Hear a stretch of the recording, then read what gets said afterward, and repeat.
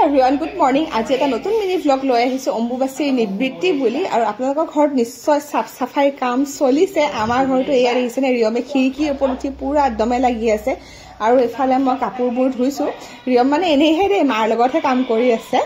মায়েখিনি কৰি আছে তাকে দেখি কৰিছে এফালে গা পা ধুই আহি আমি কোমল চাউল দৈ এনেকে খালো এফালে ফল আৰু ৰিয়মে কোমল চাউল নাখায় কাৰণে তাক ওটছ বনাই দিছো কিন্তু সেই মস্ত গুড়ৰটো একেবাৰে খাবলে বুলি তাক লাগি আছে যিটোহে ৰ'দ দিছে কাপোৰ পুৰা শুকাল দে তাৰপিছত মায়ে দেখাবলৈ এইবোৰটো লগাবলৈ টান তাকে লগাই আছো এইবোৰ কৰি মেলি হোৱাৰ পিছত এইফালে এও আৰু মই ওলাইছো কেইটামান বস্তু আনিব লগা আছে সেইকাৰণে বজাৰলৈ বুলি যিটোহে ৰ'দ দিছে গৰমত বা কিবা লাগি গৈছে তাৰপিছত আহিলো মললে